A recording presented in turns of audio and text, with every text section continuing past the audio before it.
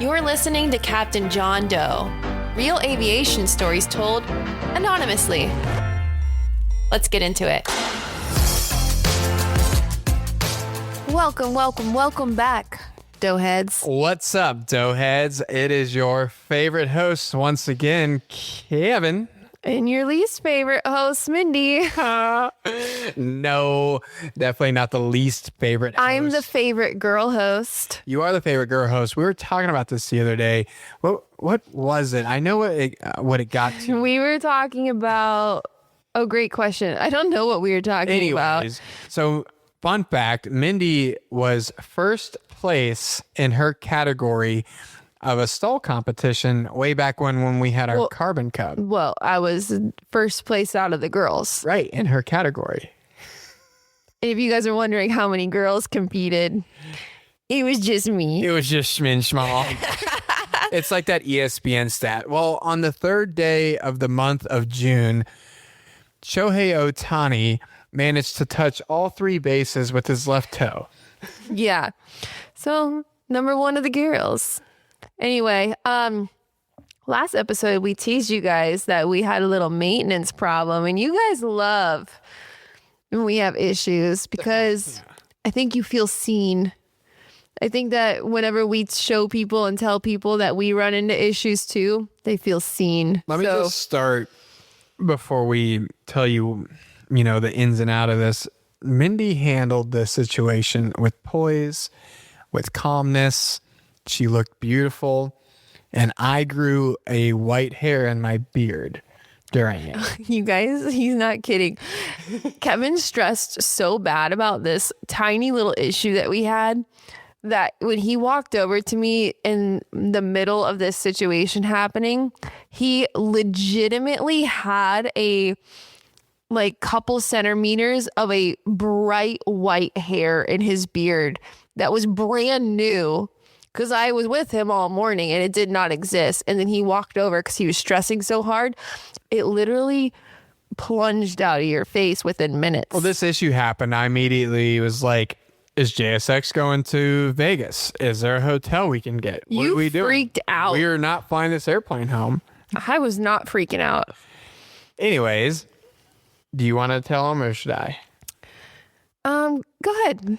So we pre-flighted plane, got our $10+ a gallon gas from beautiful Atlanta. Oh, wait, hold on. I'm going to pull it up and tell you guys exactly how much our gas costs because that was a hot topic on my Instagram. Hold on. Atlantic invoice from Santa Monica, Atlantic Aviation. We didn't even park on their ramp. Which, real quick, park at the transient ramp. Great. Really yeah, cheap. if you go to Santa Monica, you park on the other side of the runway from Atlantic, and there's tie-down spaces. And it's beautiful there. You can put it on a tie-down. So the truck came over to fill us up because there's no 100 low-lead self-serve fuel on the field, and this is the only way you can get 100 low-lead on the field. And it was $10.33 per gallon. So I paid $123.96 for 12 gallons of fuel. If you're wondering, Mindy, why would you do that? 12 gallons doesn't even get me an hour of flight. Just FYI. Why would you buy gas there, Mindy? Would love to tell you because whenever I posted that, I got all these DMs saying, why'd you get 12 gallons? Why don't you go to another airport? Blah, blah, blah, blah. You want to know why? Okay. Why? Tell us why.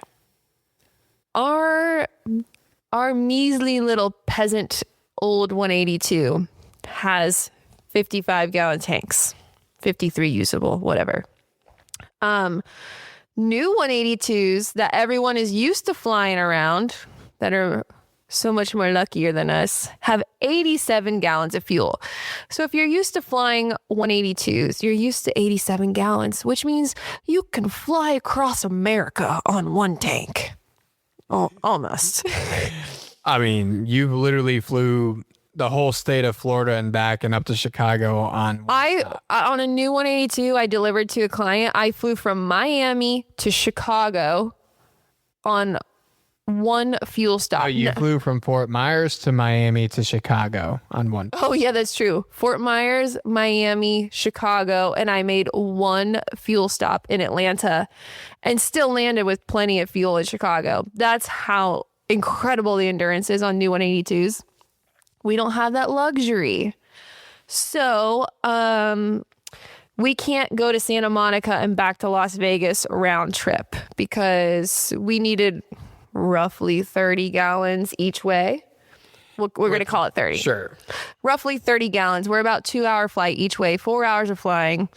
So we're just going to say roughly we needed 60 gallons. We can't hold 60 gallons. So when we were leaving Santa Monica, we were debating to fly somewhere else to get cheaper fuel. But then that put us flying out of our way because there's no en route airport to stop in. And still, you're landing, you're putting another cycle on your engine, you're risking other issues of landing again. It's just didn't make sense to go anywhere for cheaper fuel. So we got the minimum amount of fuel in Santa Monica, which was 12 gallons. Because that sounds silly to get 12 gallons, but it's what made sense for us. Yeah. So we got fuel, everything, get in the plane. I got the phone out to get the start up because we all love that. She hits the starter and nothing happened. The silence was deafening. Deafening, because sometimes there's a clicking noise. Sometimes there's something. Nothing at all. Nada. And so I'm looking at Kevin. I haven't flown in a while, to be totally fair. I have not flown in a while. So I'm sitting there and I look at Kevin. I'm using my checklist. I'm like, did I miss something? Like the master's on, mags are on both. We have a little push button starter.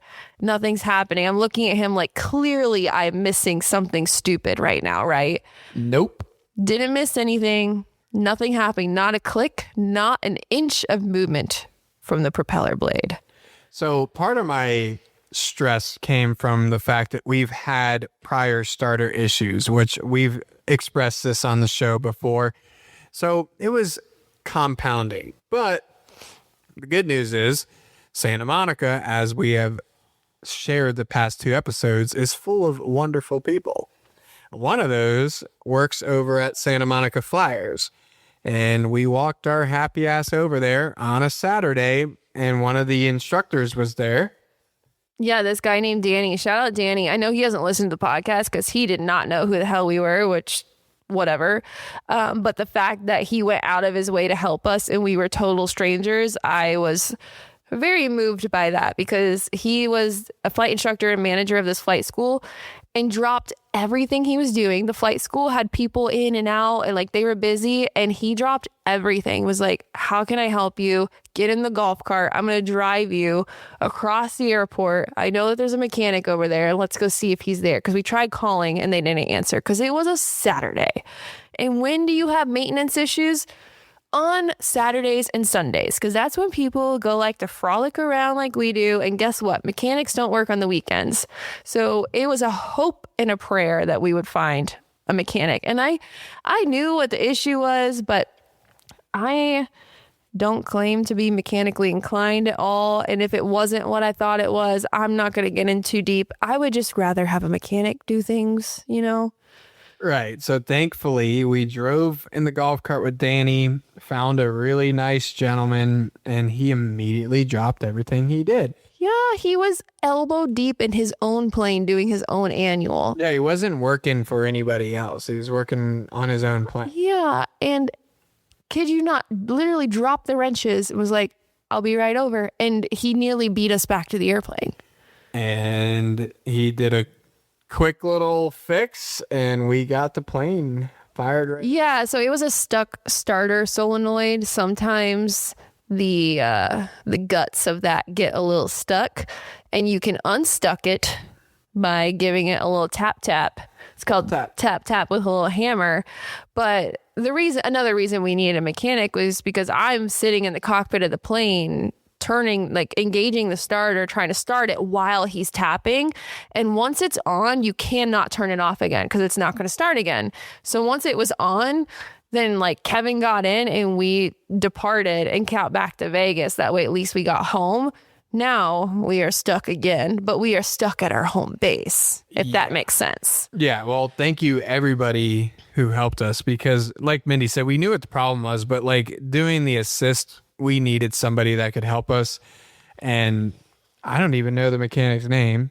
Me neither, but I slipped him a 50. Like I was in the cockpit, and I realized that once, like, and it all happened so fast, but I realized once the prop was spinning, that I was like, oh shit, like we're out of here. How am I going to pay this guy? And he spent all of 10 minutes with us, but I'm like, need to give him something. So while I'm in the cockpit, I reach back in my purse. Luckily I had cash on me, which I was telling Kevin on the way home, everyone listening, you need to have cash on you at all times, because the amount of times that cash has gotten me out of a pickle lately is a lot. Cash is king, guys. I used to never travel with cash. Now I always travel with cash. I slipped him a 50. He had a big smile on his face. He was like, thank you. You could tell he didn't expect anything because it was all of 5 minutes of his time. But like, still Saturday, he still drove across the other side. Oh yeah, totally deserved it. But if I didn't have cash on me, we would have had no way to pay him. We would have flew off without paying this poor guy.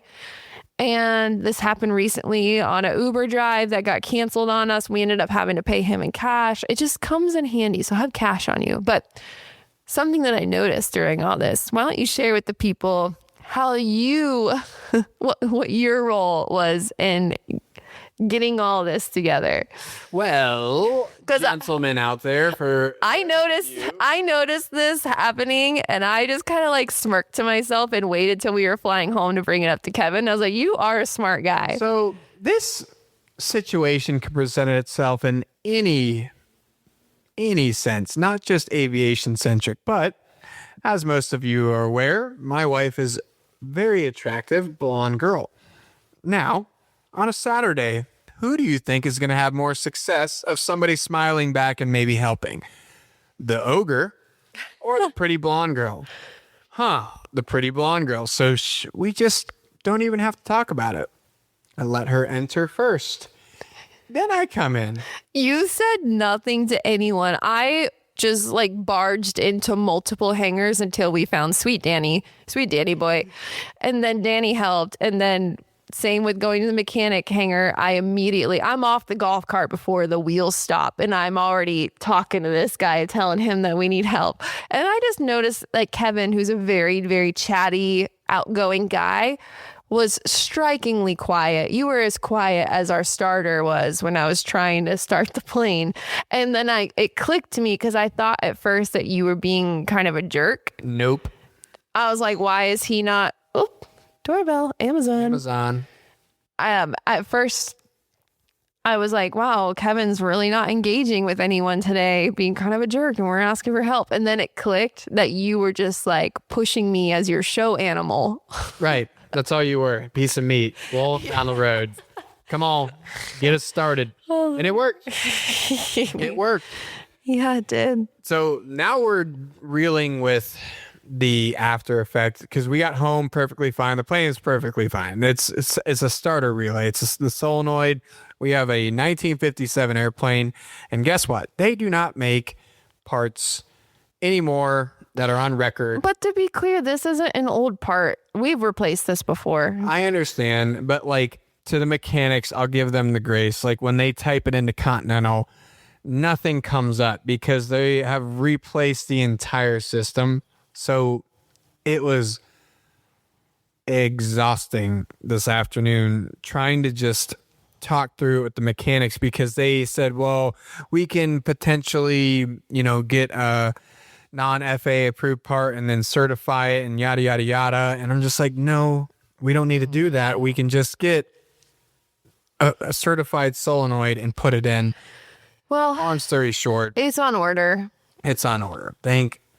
Thankfully. So I guess next episode we'll probably key in and let you know that Mojo is back and happy to go. Yeah. Well, as always, submit your own stories, just like this one. We want to hear it all. Go to CaptainJohnDoe.com to submit your anonymous story to our show. We're going to read them right here, right now, like we're about to do. We have some really great stories lined up for you guys. your penmanship is getting better and better. It is. It's easier to read. Thank you. Remember that you can submit anything, any type of aviation story. We've had gate agents submit in, like last episode. We've had flight attendants submit in, pilots. If you're a mechanic, any part of aviation that you have an interesting story that you think that people should hear. It's funny. It's ridiculous. There was a learning moment. It was scary. Submit it to CaptainJohnDoe.com. You can also ask us for advice. There's a little advice section in there now. Today. Hell yeah. Follow us on social media, subscribe so you don't miss an episode, leave a review and a rating because that's so helpful to me and Kevin who do this out of passion. Speaking of reviews, KHMT exclamation point, 5 stars only. An easy podcast to get hooked on. Love this podcast. It feels like being in the same room with Mindy and Kevin as they share anonymous aviation stories. The chemistry is natural, the conversations flow easily, and the podcast is generally enjoyable to listen to and very educational. Thank you. Appreciate the reviews as always. I was talking to one of my coworkers recently who had been listening, and he was asking a bit about the structure of the show. And he was like, yeah, like, you know, that must take a lot of prep work for you guys to get ready for these episodes. And mind you, we put in so much effort into this show, but where we don't put a lot of effort in is getting ready to record. Because the content comes from you guys. Yes, but we don't read the stories top to bottom. So it's kind of a surprise. And the conversations that we have after each of these stories where we kind of have like open discussion about the story is completely off the cuff. Like we have no notes about each of these stories. It's just whatever comes into our silly little brains.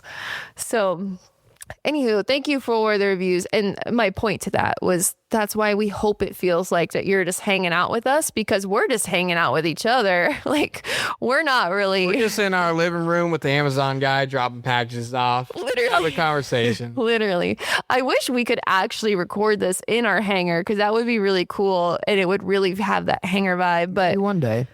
I don't know. The sound quality would be great. And with airplanes. We'll have to get our we'll see. Engineer on that one. Well, remember that because we love you guys so much, we are doing merch drawings at the end of the month every month. The next merch drawing is going to be on episode number 45. So be sure that you enter your name in it. This monthly merch giveaway is all year long in 2026. You can enter for free by following us on Instagram and you comment on our giveaway posts, or you can leave us a podcast review. And all you need to do after that is send us a DM or an email and let us know that you did it. So if you add your review, go ahead and do that. And then you're in the drawing. Open to U.S. residents 18 and older. Full rules are on our Instagram bio or go to CaptainJohnDoe.com. All right, Schmin, why don't you start it off for us? What is this about? Oh, I need a sip of my sunshine. I have the sunshine water again. It's more like sunflower. There's sunflowers on the can. I know. It's a beautiful can. I'm really into it. Do you want some? Yes. I should have grabbed some this time. It's so good. Sparkling sunshine. We are out in Vegas, and I don't know if you guys have ever been here, but I think the sun only shines. It gives Florida a run for its money on Sunshine State. Listeners, real quick. It was 93 degrees yesterday. And you know what this crazy person to my left did while we were driving in her vehicle? She turned the air condition off. Who does that? I have turned into a lizard since 93. And she said it was almost a little chilly today. It's not a joke. I thought yesterday was the perfect comfortable temperature. Mind you, we just got out of the sauna too. Yeah. Were you baking? Yeah. So then coming out to 93 degree temperature felt a little cool. Chilly on you. It did. I joke to people that if it's 75 degrees here with a light breeze, I have a jacket on. And I do. Insane. She had the AC off in 93 degree weather. I'm a lizard. Literal lizard. Okay. To the stories. The title of this is Feeling Like an Actor in a Coke Commercial. Okay. Where's your jet? Oh, it's Pepsi. Yeah. Pepsi, where's my jet? Back when I was under flight training, I had this instructor who was kind of a wild card. Don't get me wrong, he was real passionate about teaching and had a very straightforward approach to the learning curve. Demonstrate, explain it to you, and then leave you with the airplane to enhance whatever maneuvers that you're demanded with a very good amount of verbal inputs and different approaches to what's required. But he was also a bit rough around the edges when you'd underperform. For example, during the first 10 hours into my private pilot training, he caught a glimpse of a minor mistake during takeoff, which led to a very uncomfortable rest of the flight, getting me so nervous for the next hour, I ended up forgetting to apply brakes before engine cutoff. Nice. Needless to say, I kind of took the reins on the following debrief to very carefully explain to him that kind of hard-ass attitude just won't cut it when it came to learning new stuff. Granted, during the next flight, a completely different instructor.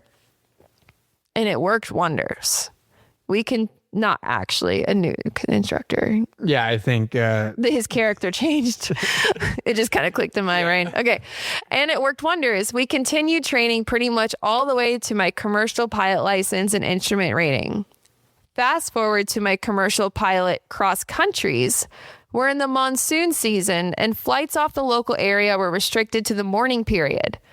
Takeoffs were scheduled around 7 a.m. with thunderstorms forecasted from 12 a.m. to 4 p.m. at our local airport. For some reason, I can't quite remember, we delayed the departure till 9 a.m., rush hour on ATC where we're at, and we headed off. On our way back, the forecast couldn't be more on point than on that day. Estimated arrival 1 p.m. Half an hour earlier, we could easily notice from about 100 miles a behemoth setting in the whole area. We took the safe option and diverted to an airport about 50 miles away from home.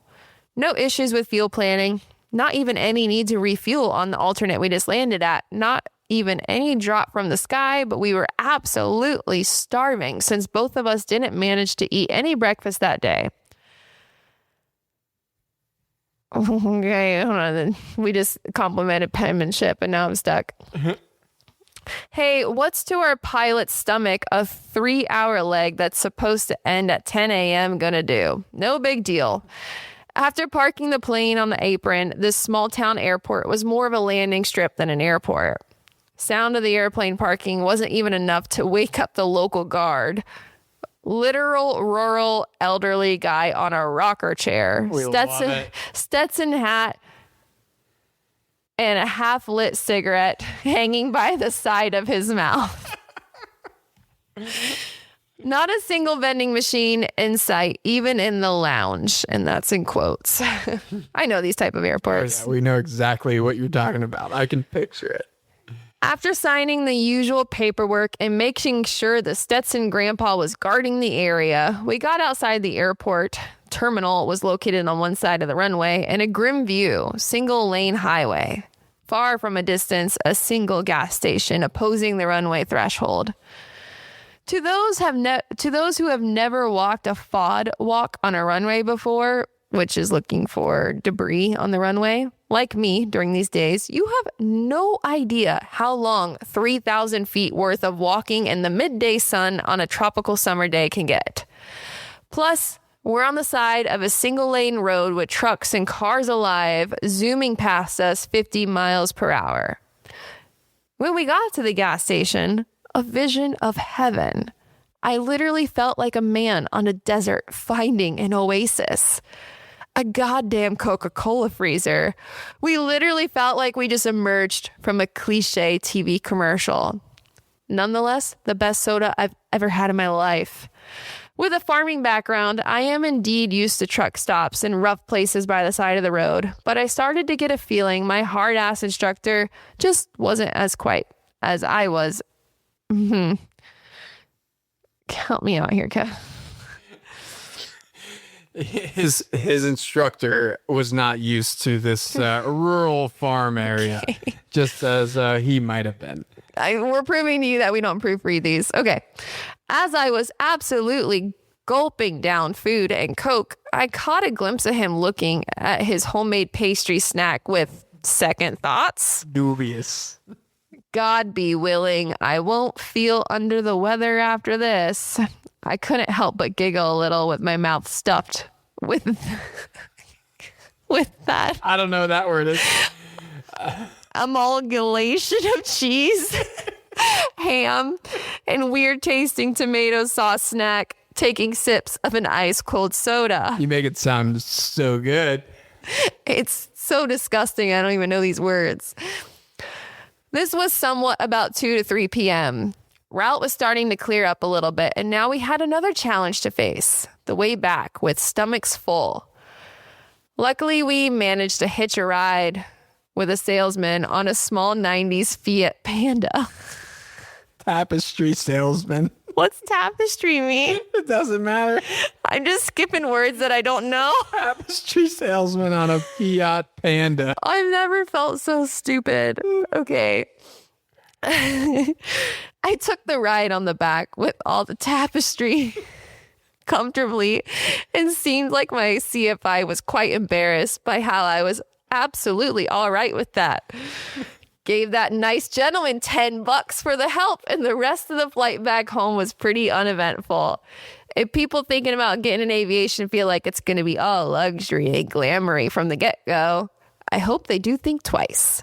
We all do this because we're absolute madmans and have an engine oil pump bolted to where our hearts should be. Great job, Schmin. Dude, I'm seeing stars right now. This story is exactly what general aviation really encompasses. I mean, it's kind of what we just talked about earlier too, but like you're put in these situations you never would plan. You can't brief these on the ground. You're not learning this. This is not in the ACS. It's not in the pilot handbook. But you know what? These are the most fun days where you divert to another airport and you end up walking to a gas station. It's just like when you tell your non-aviation friends, they're like, what are you talking about? What do you mean? Like, that's all they like. If I were to tell my friends this story, they would be, that's all you that was available. Why couldn't you just like Uber to a McDonald's? And you're like, no, you don't understand. Uber doesn't exist in these little towns. Like, these little towns that GA brings you to are the most remote podunk little country towns that are only in TV shows, to his point. I remember what I'm picturing. It was somewhere in southern South Carolina. We diverted there because there was a thunderstorm. We landed, and then the wind was gusting like 40 miles an hour, and there was no tie downs. And I sat on the tire for 2.5 hours. I know, and I was dying laughing. I was in the FBO, and there was this windstorm that came through, and I look out, and Kevin, you didn't even say what you were going to do. I just look out the window because I'm like, where did he go? And you're out there sitting on the tire, and I just start dying laughing because I'm looking at you out there like, if the wind is going to blow over the plane, your ass is going with it. Listen. Like, you are not enough to weigh the plane down to where that's going to make a difference. I have to try. The dang plane was shimmying with the wind, and what are you sitting on it? And what is that going to do? I was hopeful, and you know what? It worked. Well, I want to point out a very sim moment. Do you know what that means, Kevin? You say it all the time, so yeah. I do say it all the time, but I don't think you know what it means. Doesn't matter. It's very sim. What's very sim is I just talked about the importance of traveling with cash, and clearly I did not read this story before reading it out loud. And at the end, he says that he gave that guy $10 for helping them get back to the airport. Say that word again. Bucks. No. 10. What was he riding on top of? A car. A What was Fiat. he sitting on? Tapestry. Tapestry. Tapestry. Tapestry. What is tapestry? Hold on. I know what it is, but I'm telling you. I feel so stupid right now. Tapestry, Googled it, is a heavy hand-woven reversible textile featuring complex pictorial designs, historically used for wall hangings, furniture, upholstery, and curtains. So it's fabric? Right. It's just curtains. What the hell? I'm not good at words. You know, for someone who has a podcast about reading, I'm actually not very good at reading. I'm good at reading inside to my own brain, but I can't pronounce a lot of words because my mom is nearly deaf. And so she pronounces a lot of words wrong because she can't hear words. It's only how she reads them on the paper. So growing up, I learned the wrong pronunciation of a ton of vocab words because she doesn't know how to say them. She's never heard them. She can't hear. And so I have a very hard time sounding out words. It didn't take me long to realize what family I was getting involved in with yours. One that's probably has a tapestry salesman in it. 100%. Your mom knows what a tapestry salesman is. But she don't know how to say the word. She won't know how to say it. She knows exactly what the guy's number is. Back to the sim moment of the $10. This is exactly my point of why you need to have cash of all different sizes on you, because you need to be able to throw out a 10 or a 20 or a 50 to someone who's giving you a lift or a ride or helping you out last minute. If you are traveling in general aviation, you need to travel with cash. That's my PSA announcement. Full stop. Love it. Great story. So sim, though. Can you believe that? No, this stuff happens, it seems like every day. I don't get it. Sim moments. Like, I didn't even mean to pick these stories, by the way, and I think they have a lot to do with, like, how general aviation is unique and people help you out. This also reminded me of us going to an Alabama airport, because Alabama is full of this exact environments. What was it called? It starts with the E. It got hit by a tornado. Yes, Eufaula. We flew to Eufaula, and this was before I was gluten-free. You guys may or may not know that I'm gluten-free now. And thank God, because we land there, and the whole shtick of going to Eufaula is you land, and then you walk a few blocks down the road to this buffet. And it was the most country buffet we've ever been to. And it was exactly like this town that he described. I don't even remember. It was just like all like fried everything. It was in like tinfoil pans, you know, like yeah, plates, tinfoil pans, dim lighting, like wood paneling on the walls. Buffet. It was great. But awful for people, because like it was like a fly-in thing. Like everyone knew you fly in there and go to the buffet. And after we went, I'm like, how are you guys eating this buffet, this fried country food, and then getting back in your airplanes and getting tossed around on your way home? This is not adding up to me. It's just a little cocktail in your belly, right? A little mixture. I have a grievance with a lot of airport cafes. Why are they all greasy spoons? Because everyone feels like shit getting back in their 172s. That's what the people want. That's not what I want. That's what they want. I want a salad. Go to Scottsdale and eat at that fancy ass bar place. Maybe I freaking will. Yeah. Okay. All right. My turn. All right. It was a hot September day with my Cessna 172 flying cross country from Norwood, New York to Boulder, Colorado. That is not just a cross country. That is literally the definition of cross country. That's a hike in a 172. Jeez, going westbound. I'm a relatively new pilot and aircraft owner, ferrying my 1959 172 from New York to my new home in Colorado. The plane is a sweetheart. New Continental 300 engine in her, classic straight tail, and basic avionics. In lieu of an autopilot, my newly minted private pilot brother volunteered for the 1,800-mile 2 to 3 day journey across the U.S. I was more than happy to oblige. Our trip started with clear skies and no meaningful weather ahead. It was Labor Day weekend, so we gave ourselves 4 days to make a 2-day trip. Since my brother was eager to do most of the flying, I navigated and planned fuel stops, watched for weather and traffic, and acted as a general co-pilot. Our first leg was uneventful, plodding along at 100 miles an hour over New York, Pennsylvania, then the armpit of America, Ohio. The second leg started with an early morning out of Findlay, Ohio. We made good time through Indiana, Illinois, and then we're in the corn state of Nebraska. Just east of Lincoln, Nebraska, we picked up some fuel. It was 85 degrees on the ground, so we climbed up to 8,500 feet out of Lincoln, headed westbound. The 0300 engine was working hard. Just so we'd level off, we adjusted cruise setting and sat back for another long leg. Just then, the engine began to stumble. My brother was on the controls, and since I was more experienced and it was my airplane, I immediately took control. His eyes snapped to the engine monitor and was closely watching oil pressures, CHTs, EGTs for any hints of problems, but it all looked normal. I started to navigate to a field. I knew Lincoln was about 15 miles behind us, but I looked down and there was a beautiful paved strip right below us. Seward, Nebraska. Right now is a good time to remind the listeners that this is Saturday before Labor Day. Most every FBO we had visited thus far had no one working, and when it was mostly self-serve. It was pretty quiet in the skies and everywhere else.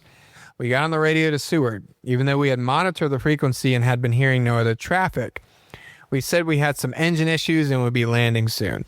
Almost immediately, someone came on the frequency, stating current winds, runway obstacles, and the recommended runway, also advising that there were no other traffic. The landing was uneventful, but as we were touching down, the same voice came over the radio and said, "Taxi down about halfway, take a left, come to open hangar." Rolled up, shut down, and Greg came out to greet us. It was him on the radio. Turns out he's the airport manager and local mechanic. What a legend. He immediately pulled the plane in, started looking over it, and troubleshooting. Carb ice, question mark? Well, it's 85 out. It's still possible. It was pretty humid, though. He borescoped the mufflers. Maybe a flame cone came undone. Nope. Check fuel. Aha. Look. It looked like there was a fair amount of water in the fuel. And we had just fueled up at a small airport not long ago. Maybe they had older fuel. Or maybe we got to the bottom of the barrel. That was our best guess, so we went with it. At this point, it was getting late, so we decided we weren't making it back to Colorado that day. We decided to leave the plane, let any suspended water settle out, and enjoy the evening in Seward. Greg coordinated a crew car, hangar, and gave us hotel recommendations. The next morning, we rolled the plane out and made a trip home to Colorado without another hitch at all. What caused the engine to stumble is still a topic of debate between my brother and I. Long cross countries can teach you so much and introduce you to the greatest parts of aviation. The community around GA is amazing. Having people like Greg who jumped in to help is a great example. Get in your plane and fly somewhere. I'll be there to help if you need it. So freaking sim. So sim, man. So sim. This is so sim. If you guys don't know what that means, it's like we're living in a simulator. It's all a sim. Everything is orchestrated because our intro to this episode is talking about our maintenance issue and how the GA community is amazing and how people just stepped in on a weekend and how lucky you are to find people to do that just drop everything they're doing and help you. Holy shit, this is identical. Yeah, identical. Greg, thank you if you're listening out there in La La Land. In Nebraska. Okay, hold on. I want to scroll back up to the top here. Something that stood out to me was we gave ourselves 4 days to make a 2-day trip. Yep. That's exactly what you have to do. Yep. There's this like viral meme or something you could say that's going around on social media that says, for example, it could say, don't let anyone tell you not to buy that $100,000 plane. That $250,000 will be the best $500,000 you've ever spent. That's what it reminds me of, yeah, go take a 2-day trip in your 172. Those 3 days will be the best 4 days you ever had. Good luck. That's how it happens. When we flew our plane across the country, when we moved to Las Vegas, we thought we'd make it in 2.5 days, 3 days. With stops to see friends, like we were kind of extending it a bit, and it turned into 6 days. Yep. Because of really bad weather that was not forecasted. It's just, you've got to have extra days when you're flying small planes across the country. I can promise you this. If you're taking your plane anywhere long distance, you're going to have delays. And assuming the plane is not the issue. Yeah, it could be anything. Our plane wasn't the issue. Like, obviously, this issue was not specific to a mechanical problem. No. Because you took a fuel stop in a podunk airport that didn't sump their tanks. That clearly is what happened here. Yep. It can happen. It can. Water in tanks, that is usually like, I feel like when people are having engine issues or an engine out that was unexpected and they can't find the problem and they're driving themselves insane, check the fuel. This is not the first time I've heard a story like this. So let me ask you, professional Potchman, when we take a fuel stop, should you wait long enough to sump the tanks, or? It's not realistic. Should you? Yeah. Is it realistic? No. We always sump the tanks after putting fuel in, and obviously water is more dense and heavy than the fuel, so it's supposed to sink to the bottom. But when you're putting fuel in, it's all getting shaken up and stirred. Like imagine shaking a bottle of oil and vinegar, and it takes a few moments for it to properly settle. Same thing with fuel. It should settle relatively quickly, where at least you get an indication of water in there that would then tell you to wait longer and get all the fuel out. But is that realistic to wait long enough to see the fuel? I don't know. To be honest, if you're doing a quick turn, if you're pumping gas in and starting up and you sump the tank in between, you're not going to get the water. Like Unlikely. No, it's not going to settle quick enough because, like you said, it's getting sloshed everywhere. So yeah, one of those things that it is. That's unfortunate. It's like, I don't know, the water and fuel thing, especially when it's not caused by, oh, it rained and my fuel caps aren't very good, just really ticks me off. Like, I hate that some FBOs do not properly sump their own tanks before then we put it in our planes. And I'm like, God, this should be prioritized, It can be frustrating. No, I know of someone that had an engine out right after takeoff, landed on a highway safely, crushed it, amazing. Get out, looking all over the plane, the engine, all this stuff, can't figure out what's wrong. They forgot to sump their fuel. It was full of water. Oh, no. Yep. Lesson learned to always sump your fuel. Your fuel, check your oil, and move your control surfaces. I also want to go back that you called Ohio the armpit of America. That was not in the story that this person submitted. Why would you? You added your own flair because we have Ohio listeners, and you just singled them out. And I have Ohio relatives. Yeah. Do you want to explain why you added your own flair to this story and said the armpit of America called Ohio? I don't think I need to explain that. Why? Because it is. Why? Some people would call it the asshole of America. My employer that pays all of our bills is based in Ohio. And we love him. And do we love Ohio now? Like I'm trash talking him. I'm just stating facts, right? Factual information is important. This is a factual podcast, right? We just state facts only. Facts and 5 stars only. Facts and 5 stars. Ohio is the armpit of America. Facts. Cleveland. Ugh. Facts. Kevin. They have a cool airport though in Cleveland. If you were into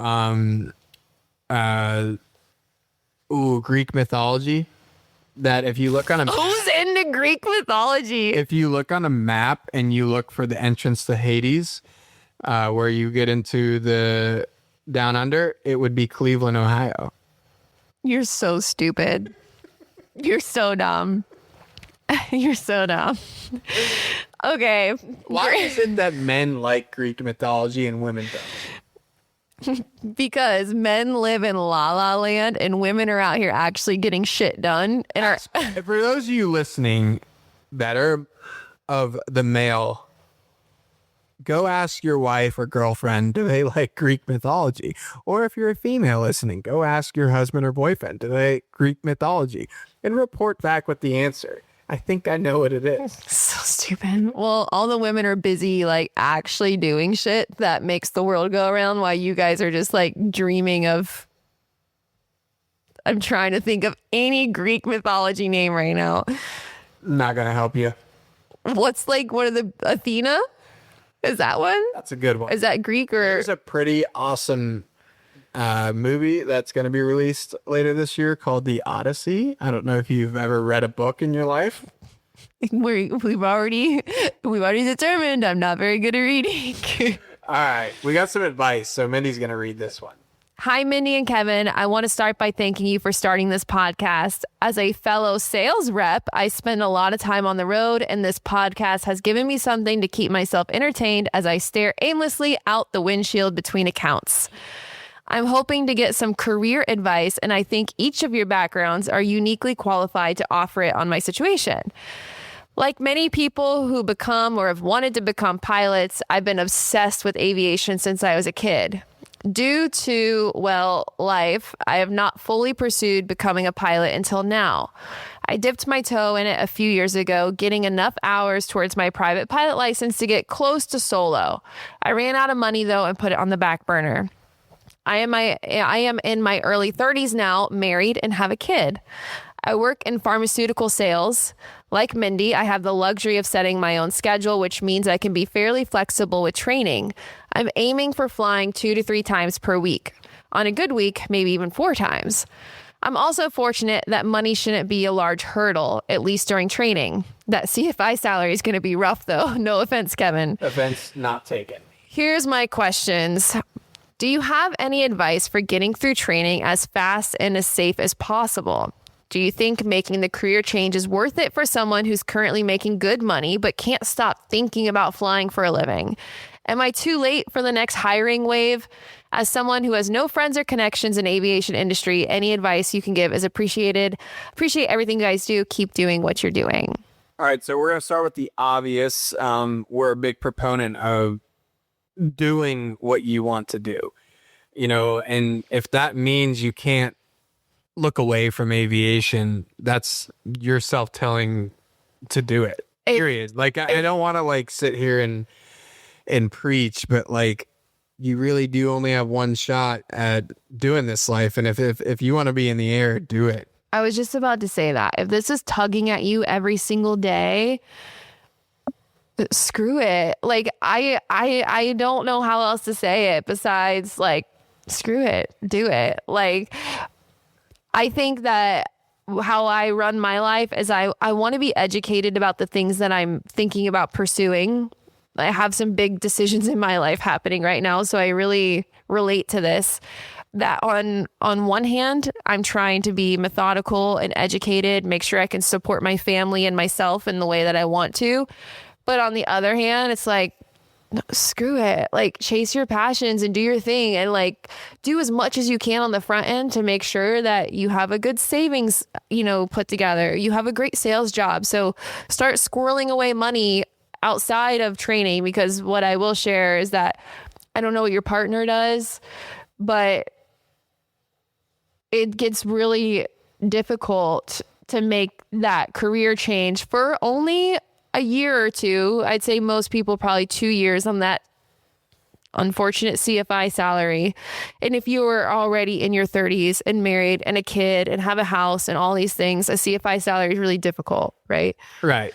Yeah, that's why what your question about money and worth it, it's kind of hard to give advice without knowing your situation, because if you have a supportive partner who has a job, then this is really not. Or that you can save enough to get through those 2 years that are going to be tough, and you guys can make some lifestyle changes to make that happen. Just project it. It's no secret what flight instructors make. Right. You can Google that. Or you can share if you want. Now I make $35 an hour. I made $30 an hour for the first year of employment, and now I make $35 an hour. Simple as that. There you have it. Right? And it's not a salary. You don't, most places aren't going to pay you a salary to be an instructor. You get paid per hour of flying, which is good and bad, right? It's good though, because you're going to fly your ass off and fly as much as you can to get out of this low paying pilot job. Because in pilot world, that's obviously not a lot of money after you just spent probably hundreds of thousands of dollars to get all of your ratings. But it's a small period of time. So if you can plan for it, to your question, is it worth it for someone who's currently making good money but can't stop thinking about flying for a living? Kevin, that's a question for you. You were making great money as an air traffic controller and you couldn't stop thinking about flying for a living. Right now, sitting here where you're in the thick of it, was it worth it? 100%. 100%. I haven't thought about going back to ATC or what it would be like if I was still working once. And this past year and a half has been the hardest work I've done ever in my life, because controller work is not that difficult. You know, the quality of life and schedule is difficult, but like being a CFI is very, very, very challenging, you know, on your, just like your well-being and your energy level and trying to get after it every day, because there is something at the end of the tunnel. The advice, getting through training as fast as possible. I wouldn't give this advice to everybody, but for you, you've been employed, you're in your 30s, you're married, you have a kid. So you understand that there needs to be an enormous task list that you personally have to accomplish on your own. You cannot rely on anybody else but yourself to get through that. So what I mean is all of the ground knowledge, all the studying needs to be done before you get in that airplane. Let's be specific. I would say, to Kevin's point, while you're doing your pharmaceutical sales job, if you are really going to make this change, remember, all of your written tests are good for 2 years. Right. And you are definitely going to be able to get all your ratings within 2 years if you're going to put your mind to this. Before you make that pay scale change, I would get all your writtens done, or at least majority of them done. Get all your training done. Well, first, hold on. Well, let's just like check boxes. Everyone, FAA, stop listening. Everyone knows that the writtens are bullshit. Like, you just got to take them and pass them. You're not really learning anything during the written process. It's silly. It's annoying. You go on Shepherd Air, you memorize the questions, and you take it, and you get 100, and you call it a day.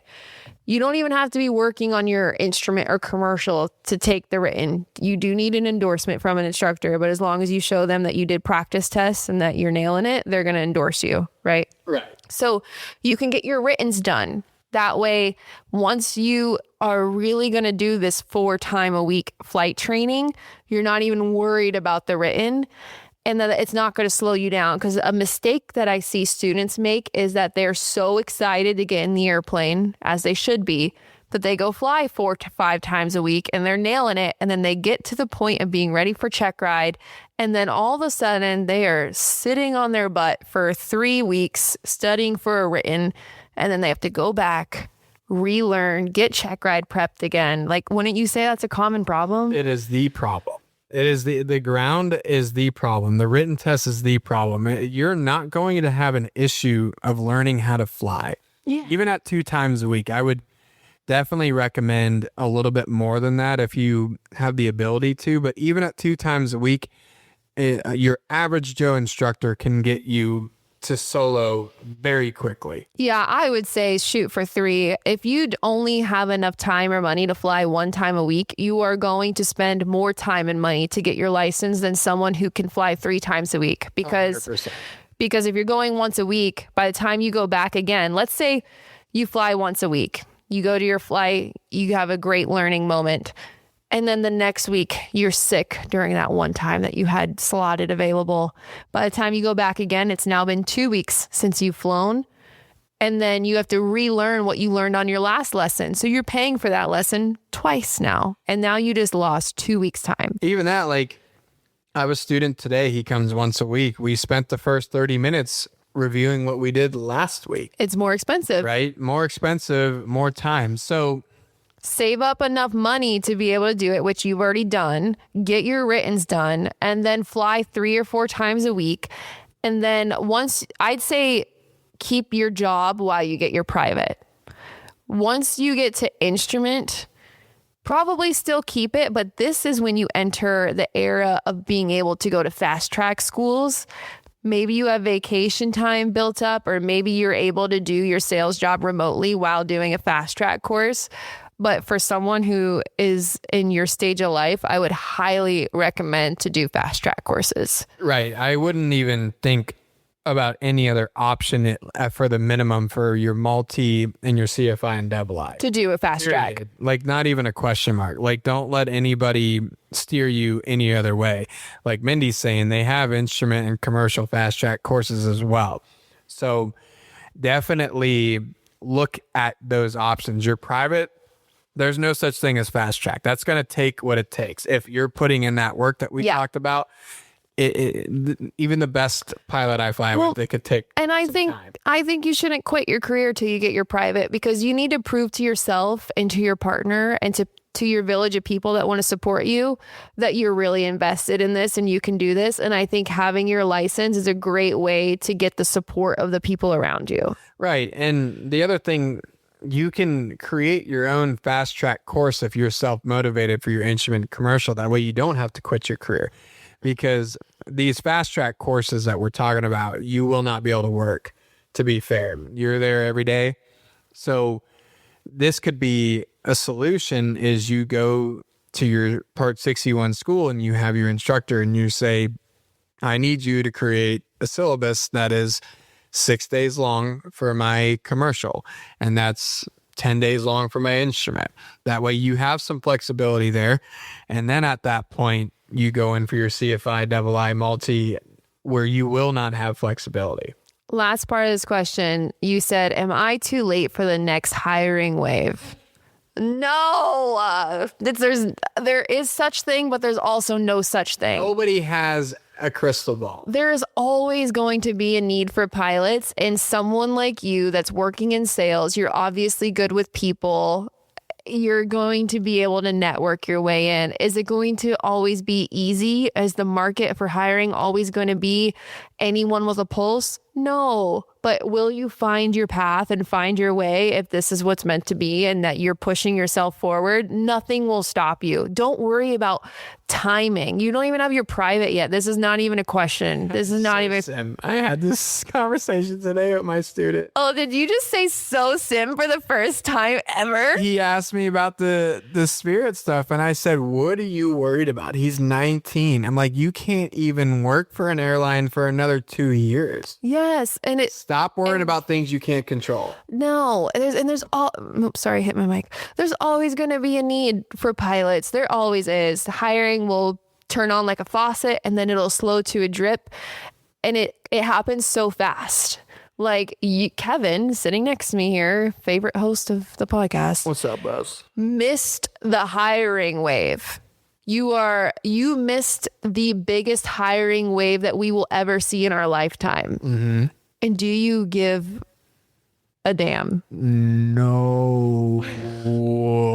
And I don't give a damn either. We're going to figure it out. We're going to find you a job. It's going to be fine. So the last part, networking, you got to figure it out. A couple easy takeaways is get on your local Facebook groups. Start connecting with those people. Well, what he's talking about is, like, we may have said this, every city has it. For example, you type in, if you live in Atlanta pilots, and you'll see 5 Facebook groups pop up, and all these other pilots who are looking to make connections just like you are posting in there. They're time building. They're talking about different local options to get your license quickly. Like, that's a resource. Right. And guess what? They asked if anyone wants to go, and they might be a pilot at Delta. They might be something. It doesn't matter like how silly it might be. Things lead to other things. And then the other very obvious thing is to go to every single event and networking events and conferences that you can get to. It doesn't matter your stage. Obviously, you should probably be somewhere along in your training, but get your face in front of these recruiters, meet the other pilots, become friends with these people. Look up the cadet programs. Oh, the cadet program. I don't know if you want to go airline. It doesn't even matter. Get in a cadet program. Matter. That's going to give you something to fall back on. Look that up. If you're not familiar with it, look up airline cadet programs. Almost every airline will have one. Apply to them, get in them. That's going to be like, you're kind of like saving grace in this of your career change. That's probably the biggest one. I can't stress this enough. I still have yet to have anyone at my school listen, and it's not my problem anymore. For those of you who are listening that are wondering, how do you get hired? If you're a cadet, guess what? You're going to get a job offer. Yeah. Simple as that. And on that note, thank you for writing in. you don't have no friends or connections in aviation, you have us. You are welcome to DM us or email us anytime. We are always trying to help the next round of people that are trying to do what we're doing, and we're figuring out as we go, and we love to share any advice as we can. So start joining your groups, join the EAA chapters or anything that's in your local area, and go after it. Go get it. Get it. Wear that dough head with pride. What's up? We'll see you at Oshkosh when you're a pilot. See you guys. Wow, that was a hard stop right there. Oh, sorry. I thought the hesitation. Can I leave it on a high note that after all this advice we just gave about you doing this career change and you've been flight instructing and grinding, and we talk about your hours all the time and how we're going to events and you're in the cadet program and all that I think we're going to have some really great news to tell you guys soon. Bye. Thanks for flying with Captain John Doe. If you have a story to share, visit CaptainJohnDoe.com and stay anonymous. New episodes every Wednesday. Be sure to subscribe, leave a review, and tell your favorite crew members.